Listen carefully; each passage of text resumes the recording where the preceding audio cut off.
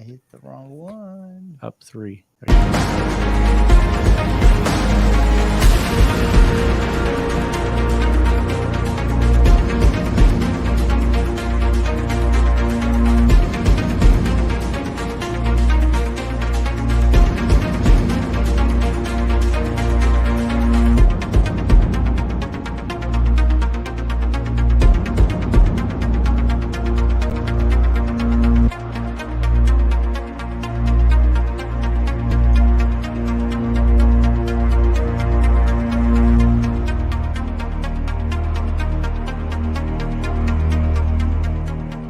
In the middle or in the way. So.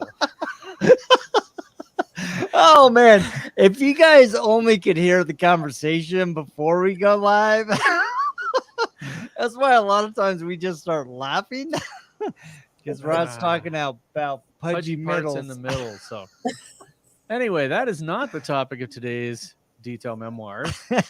I'm Rod Puzey. And I'm Jody, and I think I'm gonna laugh through this episode because that was so funny. But anyway, as you guys know, every week we get together to explore some amazing stories, amazing men and women having an impact in their personal life, on their business, but sometimes you get people that are just having impact across the industry, and we have one of those people today. So we have Robyn Sweet from the Detail Lab. Good morning to you. How are you? You know, we're good. We're doing really good. So this is fun because we got to meet you not even that long ago in person. And literally we're like, we got to get you on the show. And here you are, which never happens. Usually people, you know, they takes forever. So this is really cool. Awesome. And we've wanted to learn about what you do. And like we were saying before we went live, you're everywhere. So let's just jump into it. Where are you and how did you get started, and just kind of talk about your story? Yeah, sure. So I'm in Chatham, New York, which is upstate New York, about 40 miles south of Albany. So Hudson Valley, Berkshires. It's very rural here. Grew up on a farm. We still have a horse farm. I worked for 14 and 3/4 years as a 911 dispatcher. I'm still currently there full time. Wow. Yeah. So detailing was kind of just a hobby. It was something that I like to do on my own vehicles, and kind of just became, an interest to me, and started on some friends and family's vehicles, but really wanted to dive deep into it and do a good job and know that I was well educated. So I signed up for a random class at Auto Geek, and I fell in love. And so since then, things have kind of exploded for me, but I came home and decided I wanted to start a business and have an official title. So the Detail Lab, and that's named for my dog, a black lab. So, yep. You mentioned the logo. There he is in the back of the truck, Yeah. So, awesome. Yeah, things continued. I wanted to learn more. When I was at Auto Geek training, I heard Rennie Doyle's name and, thought, well, who's this guy and what's this book all about that he wrote? So I came home and I read it, and there just so happened to be a class down in Jersey coming up. So I signed up for that, did 2 days over the weekend with him and Bobby Weiner and Harry, and just kind of fell in love with those guys and their stories and the business and everybody else who was there, and signed up for the 5-day class with Rennie at his place in Big Bear. And so since then, just kind of been doing this full time, aside from my other full-time job as a 911 dispatcher. And it became therapy to me. It was a way to take my mind off of the stressors of my real job and really focus on one thing at a time instead of 1,000. And it was good mental therapy, to say the least. And I think that's probably why I fell in love with it the most, because I can kind of just take myself out of the craziness of the world and put myself on a vehicle and just go hardcore with it. Yeah. And wow. So the 911 dispatcher, I mean, there's a lot of stress involved in it. I've known a couple people that have done that, and that is crazy stressful. So, yeah. So I want to know how long of a space this has been since you've decided to go into the detailing. I mean, jump all in, right? Because you were a hobbyist before, but now you're all in. Yeah. So my first class at Auto Geek was in 2019, I believe. Yeah, so Wow. really quick, really quick. Yeah, you're 3-4 years, and you're all 3 you're years, completely and into you're it, so- like the auto geek persona, the face. You're, That's on thanks to Air Megan. Force One. I mean, it's like amazing. Yeah. If it wasn't for, Rennie and Megan having a conversation prior to MTE last year, that's how I met Megan. Rennie kind of pushed, my name to her, and I went and chatted with her, and here we are. So from February to August, here we are. That's how quick it happened. So I've been watching you for probably about a year, right? I'm always flipping through Instagram. I'm always looking for people and watching, seeing what they're doing. So I've been, aware of who you are for a long time. But the one photo that just, I gotta talk to this lady, happened at Air Force One. Chris Woolman, he was in the right place at the right time. You're standing in front of Air Force One. You've been working on Air Force One, and there are a gaggle of teens, all girls, sitting there. And I mean, it's like they're sitting at the feet of the master going, can you tell me about what you do? Yeah. When I saw the group coming through, I kind of just paused. I think I was kind of taking a break and a pause for a moment anyway. And I have a lot of experience as a 911 dispatcher doing a lot of education, especially with young kids and going to schools. And they always just want to absorb everything that you give them. And I always find that fun. So I kind of just waited for them to come up and just said good morning, mostly, to the adults that were with them, the teachers. And I think the teacher kind of asked the first question because they were too shy to ask. And I honestly don't remember what that question was, but maybe kind of, what are you doing? What are you working on here? And so I just started chatting, and then you just open that door and those kids ask the best questions, and it's easy for me, and so I didn't feel like I was being put on the spot. And I think it was Chris Metcalf from Flex that took that picture actually. And I kind of saw him like out in the distance, and yeah, that picture kind of is something that I've been doing for years and never really gave it any thought. Just kind of who I am. Well, it's interesting because it really struck me because a couple of years ago, it would have probably been 2018. We were at Air Force One, and Diana Balboni was the leader of the group that I was in. And we were working on the planes, and it was a very similar situation, only a single about 8 or 10-year-old girl approached me. And which is really strange. It wasn't strange. She just had a lot of courage. I mean, to see somebody working on an airplane, and she kept saying, excuse me. And I went over and talked to her, and she asked one simple question. She said, can girls do this too? Yeah. And I was literally frantic because I knew Diana was there. And I was like, where's Diana? Because I wanted her to see somebody, that could show her, because it's one thing, some bald dude saying, yeah, you can do this, but it's another thing to actually see somebody firsthand that does it. So I talked to her for a minute. We sent somebody to get Diana, and then I showed her a picture. I've got a video of my daughter that was about the same age. She was a little bit older, maybe at the time. She's maybe 12 or 14, but she was, I had her redoing the headlights on a 3/4 ton truck. And I showed her a video of that and said, yes, absolutely. It's just, it's training. It's like anything. If you have a desire to do this, and then of course, Diana came over, and I, now I'm out of that and I can go back to work, because again, I think it's so critical that women talk to other women about this. It's something that's very, near and dear to my heart. I have 3 daughters, and so it's to me always having, females and women to have your children look up to. Yeah. I mean, Rennie's great, but he's no Robyn Sweet. So. But I think that's awesome, and that's one of the things that I've seen in the last, just since you stated you've been in the industry, that there's been a lot more women that have bubbled to the surface as being more visible. It's not that they weren't there. It's not that this is a new phenomenon. I mean, right. Diane Doyle's been doing this forever as well, and she's phenomenal. But there are just now people coming to the surface and seeing that. We talked about Sarah from Rupes, and she's a great gal as well. So what is it? I mean, I know you probably get to ask this, and this is kind of a cheesy question, but how do you see your role as a female in a predominantly male dominated industry? Yeah. I spend a lot of time thinking about this because it's kind of the buzz thing, women in the industry, women in the industry. And Yep. as much as we appreciate that and respect that, a few of the conversations I've had, it's kind of like we just want to be a detailer, you know, maybe this is just my opinion, but I just want to be a really awesome detailer and a really good business owner and a great trainer for AutoGeek.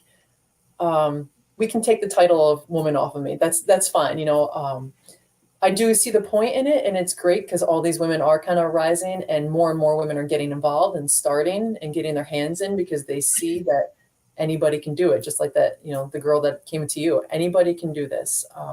You just got to have a passion for it. And, you know, one of my close friends, when I was at NTE, I got to sit on the panel of women on the podcast with Diane Doyle and, you know, a few of us, and it was the women in the industry. And so he watched it from home. And when I came home, we had dinner together, and he said, you know, it was funny. He goes, it was a great podcast. You did great. A lot of really good information. He goes, but I never looked at you as a woman detailer. You're just a good detailer, you know? And yeah. So, and I think that is, I mean, there are two sides of that, and it's really hard because people have a tendency to label everyone.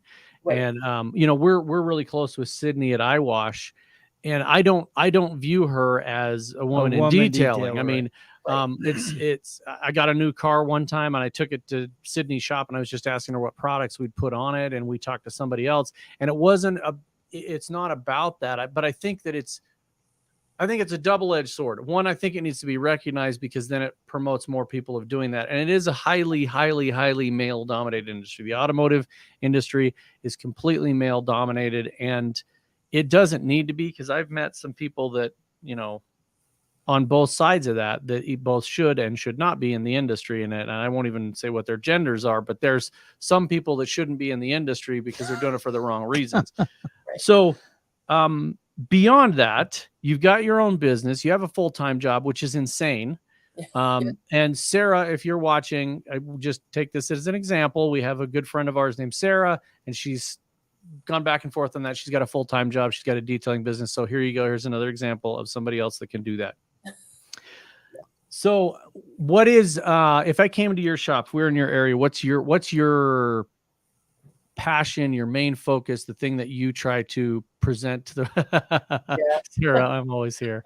There she is. You know, we're a small town, and this is the town I grew up in. This is the town I went to school in, still live here.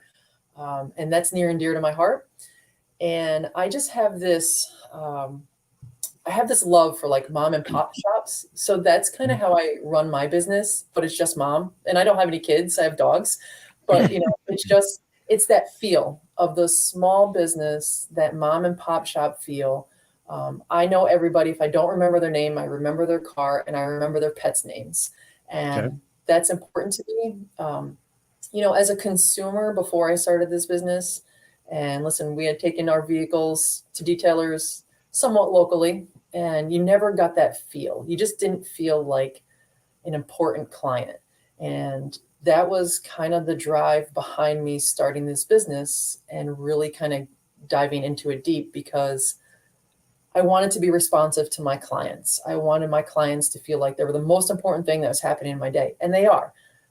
I treat each vehicle as if it were my own baby, no matter what it is. And I say I kind of fall into a relationship with each vehicle that comes in my shop.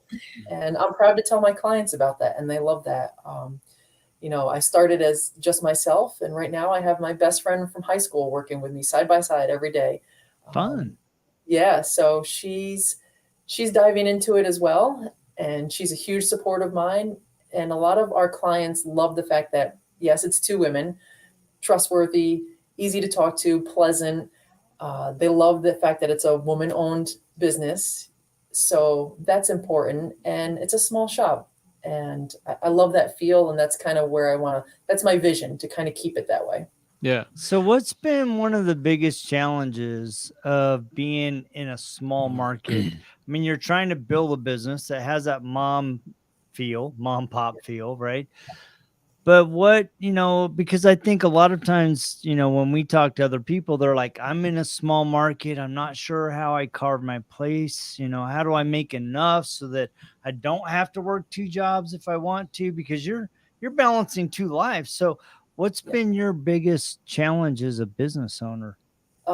More of a personal, probably on the business side too, but life balance, finding that balance to actually operate the business and let it grow. I kind of just have this niche here in this area, and where we are, we're, north of Manhattan, few hours, and we haven't had a lot of weekenders that have kind of grown into full-timers here.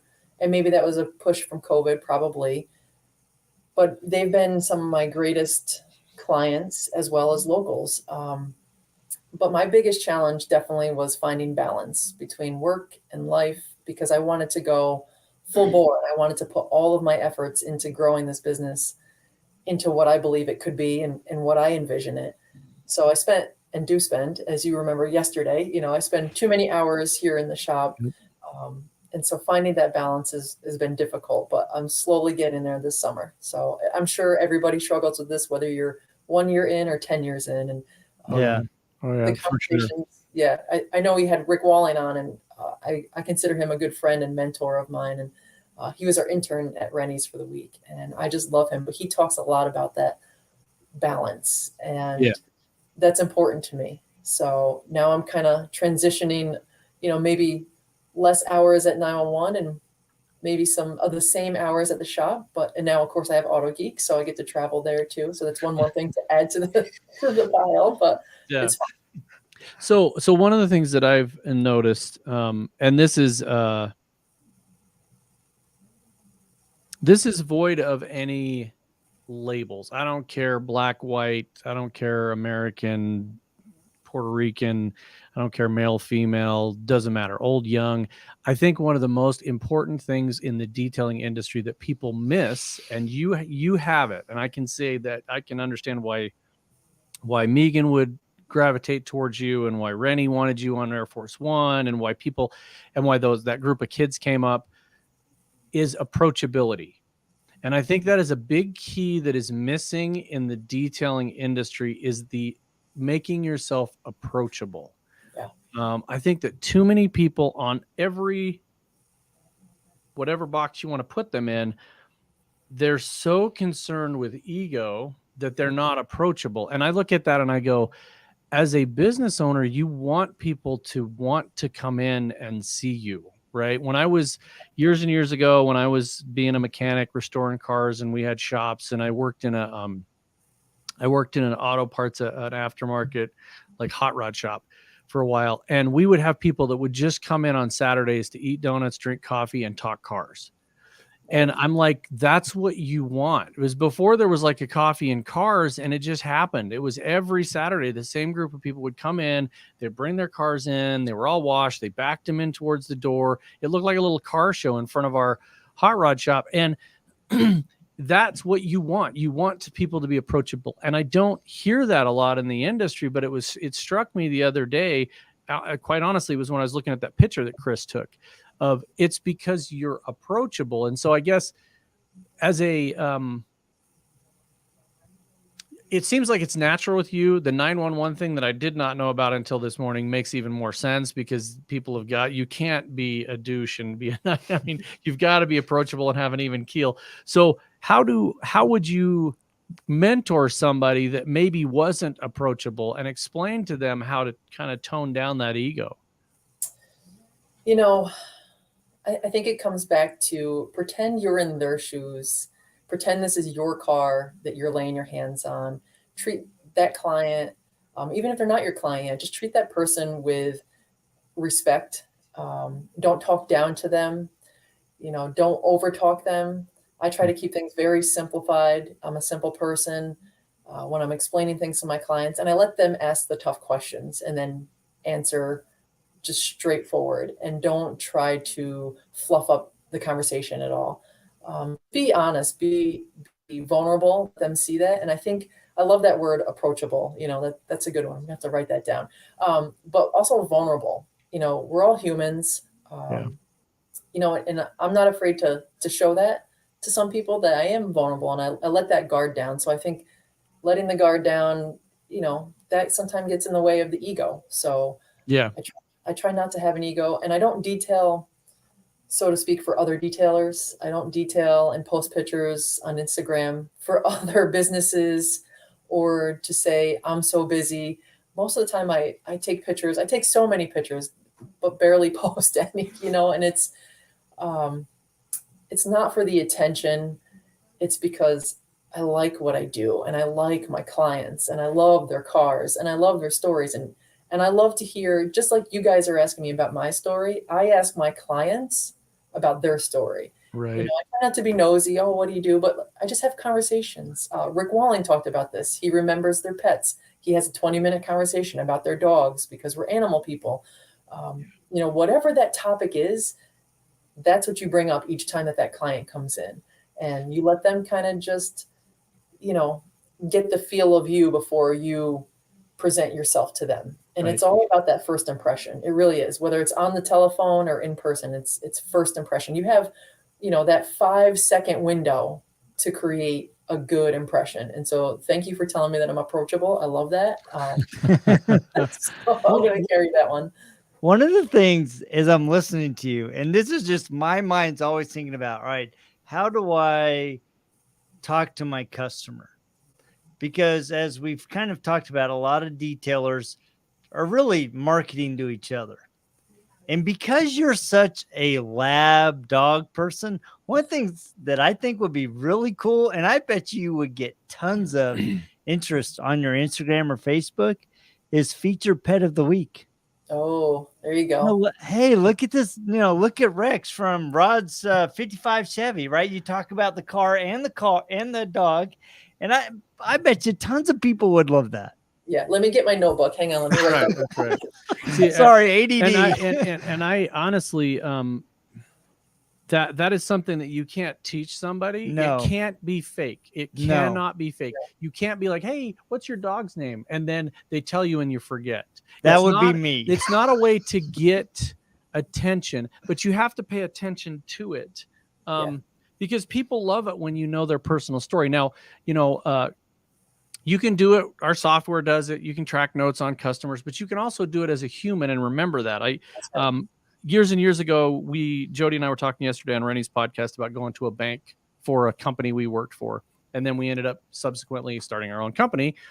And we went back to the bank. Now, two things. I am ADD, but I'm always scanning things. Right? I mean, there's an IDA and a PNS placard behind you. You've got lanyards from past events you've gone to. If you had a favorite sports team on the wall behind you, that kind of sticks in my brain naturally. Okay. But one of the things is we went to this bank and this woman had as we walked in the door, there was a black PT Cruiser in the parking lot, had aftermarket chrome wheels, and it had a classic hot rod orange and yellow flame job on the front. Okay. Very noticeable car at this time. And we're talking 13, 14 years ago. Right. So it was a fairly new car then. We walk in the office. We go into this VP's office. I look on a filing cabinet in the corner of my eye, and there is a black piggy bank with flames on it on top of a filing cabinet. So my brain goes, we're connected. So about halfway through this conversation that was very business oriented, and she was being very, very, proper business vice president of a bank. Very proper. And I said, she goes, now, do you have any questions? I said, yeah. How do you like your PT Cruiser? And she literally just goes, oh, I love it. It's my favorite thing. And the guy, I was there with one of our other partners, Dave, and he just kept looking at me like, how do you know she drives a PT Cruiser? And he just kept going on and on. And it has to be natural. Mm-hmm. But that ended up sealing a deal. We are still with that bank today. And it was just something that comes natural. And so I think people have to play off their natural strengths. Yes. If you're naturally a person that, and most detailers pick out, detailers, I should say, they pick out little details, obviously, no pun intended, but they see things. Do that. Use that to your advantage and let that natural thing help you out, right? If what's your dog's name? Is a simple question, right? Once you find out what somebody's dog's name is, it's sometimes hard to forget. Sometimes it's not, but you remember they have dogs. And just saying, hey, how's your dog doing? If they're a dog person, that's the greatest thing on the planet. Absolutely. Yeah. And the easiest thing to do is when they bring the car in, because it's got pet hair in it, instead of saying, well, I charge extra for a lot of pet hair, say, oh, really? What kind of animals do you have? Dog, and what kind of dog? Yeah. And so that don't skip over something they're providing you with. That client is giving you the material to run with. So when they talk about something, when you ask the question, what's your concern with your vehicle? Right then and there, that's where you take mental note as to what's important to them. Yeah. So, yeah. Side note, if you're going to put the dogs in front of classic cars, dress them up in rockabilly clothes. you can have that one. But I'm just saying, you put a yellow lab. You put a yellow lab in some kind of a yellow sundress with some, I'm telling you, all over the place. Dog lovers go crazy. I will work on that. Well, and I think that's an important point that you bring up, Rod, because I think a lot of people, business owners, try to do things that are not in their natural gift. It's not in their natural personality. So like if I was running a detail shop and if I was trying to feature dogs or cats or mice or frogs, it wouldn't happen, right? Because I'm not a pet person. We have them, but those are the kids, right? A dog comes up to Rod and he's like all lovey-dovey on it, and I'm not that way, right? People see through that. So do the dogs, by and the so, way. No, the dogs see that's the thing that makes my wife so mad. She goes, how come the dogs always come to you? Because you don't like dogs. I'm like, well, I like them. I just don't prefer them, right? And I think that is a really important lesson, because I think a lot of times people are looking at their business, they're trying to build it, and they're building it in a way that is not authentic to them. Yeah. Right. You are trying to build a mom and pop. Man, I love you. You're my best friend. Welcome home. Let me take care of you, your dog. Oh, and yes, let me have fun with your car, which is now my car. Absolutely. That's exactly it right there. And, even the logo, did I go for something a little different? Yeah, I am different, and I've always said, like, if you're going to be weird, just be confident about it. It's okay to be weird. It's okay to be different. Right. And I know Sarah from Rupez, she's the same way. Like, it's all right to be weird. We're all weird. And just own it. Just own who you are. Even if that takes something like sitting down and just listing out your core values, even in life, and just who you are as a person and what you envision your business to be for you.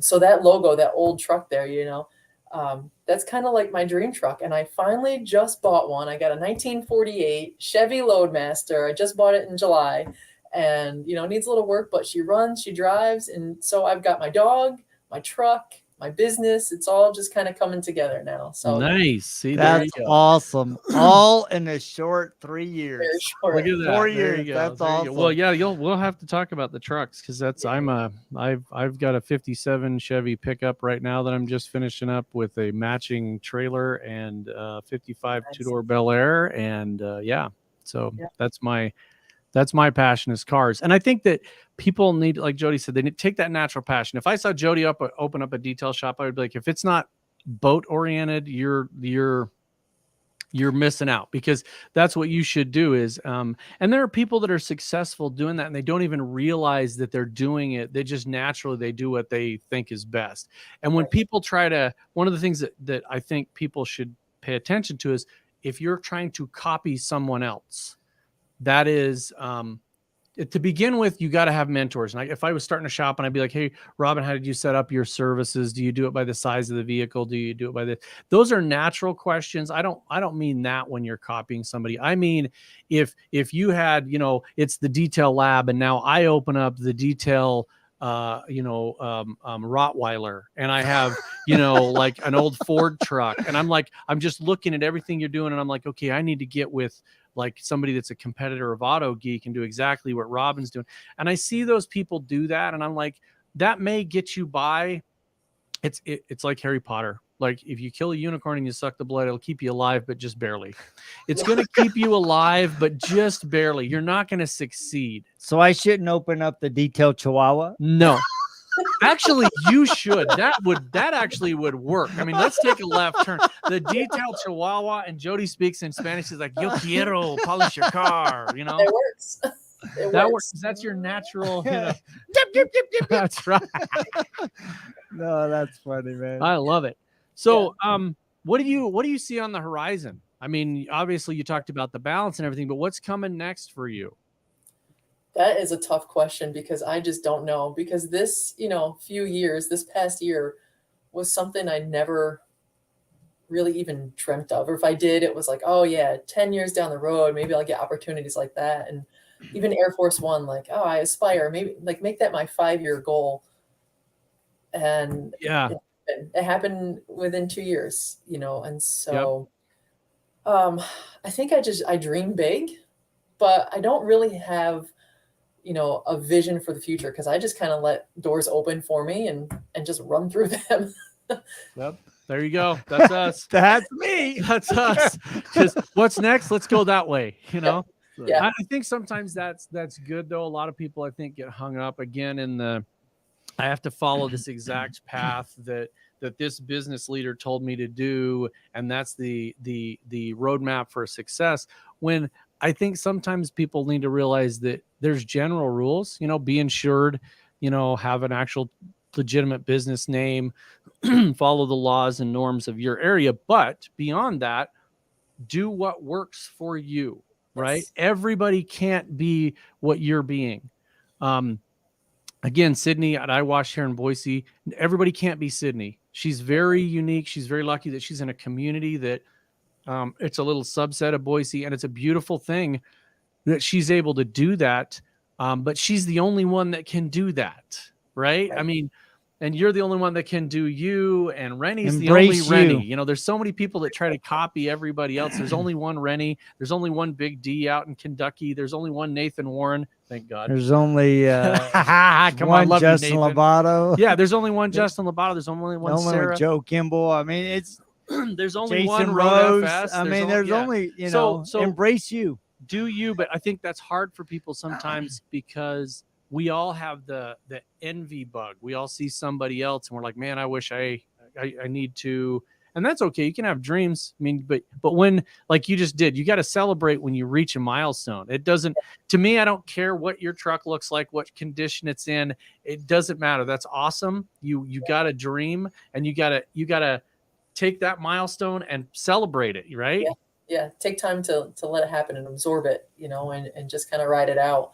And I think that's kind of where I'm at now. I'm just kind of riding things out. Next week I'm going to McCall's, and like another dream of mine, like, holy cow. That is such an honor. I mean, two in one big year. You get Air Force One and you get McCall's, which it's now called Motor Lux, right? Lux, yes. Yeah. So super fun. I'm excited to watch what you guys do next week. It's to be selected for those teams is really an honor, and it's a tribute to you. But I think it's also when I think about people looking at who you are in the business you've built and the demeanor that you bring to just a conversation, to your training, I can see why Megan said, I got to have her be an Auto Geek rep. Thank you. I mean, it's a real kudos to you. So how do people, obviously you're in a smaller community, how do people connect with you? Yeah, Facebook, Instagram, can email me, the detaillab@yahoo.com, pretty straightforward, but we're on TikTok a little bit here and there, but Facebook and Instagram are kind of the main ways to do it, and you can reach out to me, text me, call me. I'd be happy to chat with anybody. So That's super awesome. Well, thank you guys so much for joining us.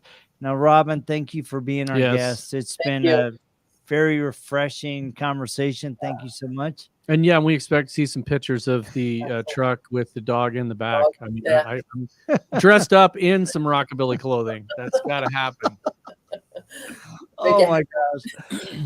Big hair, big giant wig with the curly thing, the whole 9 yards. The whole deal. Oh man. Well, thank you guys so much for joining us. Please remember to like, share, and subscribe. And we will check you guys same time, same bat channel, just next week. Thanks, guys. Thanks again, Robyn.